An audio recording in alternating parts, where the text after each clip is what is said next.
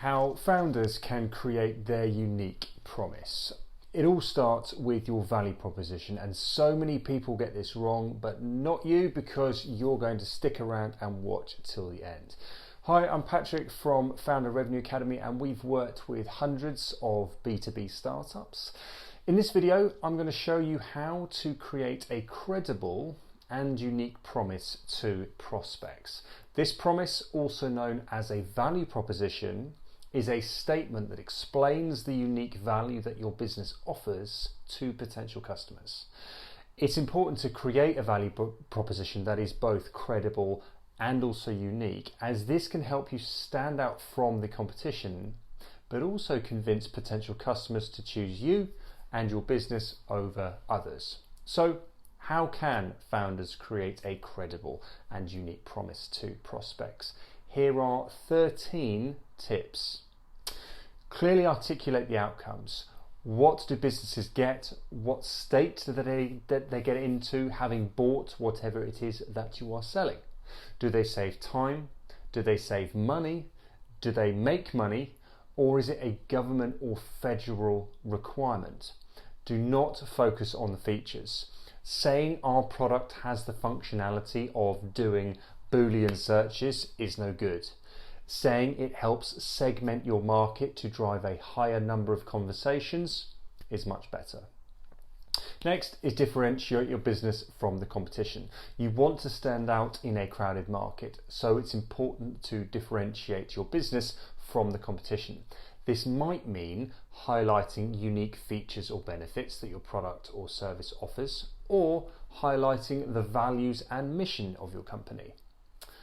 You can make your value proposition easy to understand and remember, so keep it concise and focus on the most important points. Next is make your value proposition believable and supported by evidence. This might include customer testimonials, data or research, or other forms of proof that your product or service delivers on its promise.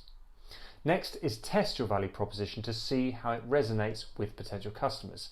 This might involve conducting focus groups or surveys, or simply asking for feedback from friends and colleagues. So based on this feedback, you can refine your value proposition to make it more compelling and effective. Next is focus on your target audience. You're not going to be right for everyone, and at the early stage, you don't want to be. So thinking that anyone can use you or reacting to what everybody wants is a quick route to failure. Next is be specific. Don't be afraid to get specific when you're describing the benefits of your product. The more specific you can be, the more believable your value proposition will be. For example, instead of saying our product will help you save time, say our product will save you 10 hours per week. So use numbers. So numbers are a great way to add credibility to your value proposition. When you can back up your claims with data, it shows that you're serious about your business and that you're confident in your product. So for example, instead of saying our product is the best on the market, say our product has a 98% customer satisfaction rating.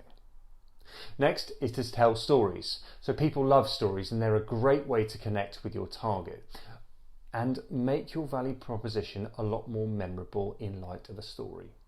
So when you tell a story, you can use real life examples to illustrate the benefits of your product or service. So for example, instead of saying our product is easy to use, tell the story of a customer who was able to use your product to solve a problem they were having. Next is keeping it simple. The best value propositions are simple and easy to understand. If your value proposition is too complicated, people simply tune out. So get to the point quickly and clearly, and make sure your value proposition is easy to remember. Next is research your competition.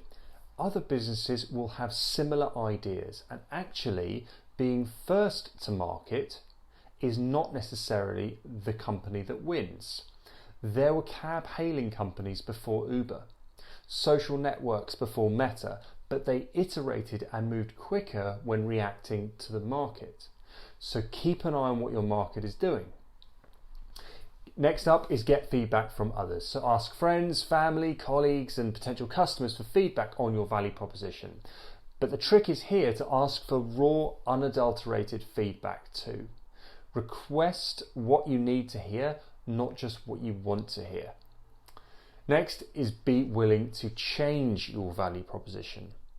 Your value prop should evolve as your business grows and changes. So be willing to make changes as needed and definitely leave that ego behind.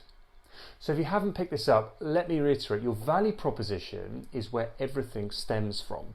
So being able to communicate what outcomes you deliver, by what method, and who the product is intended for will help direct all messaging on your website copy, sales interactions, and onboarding collateral.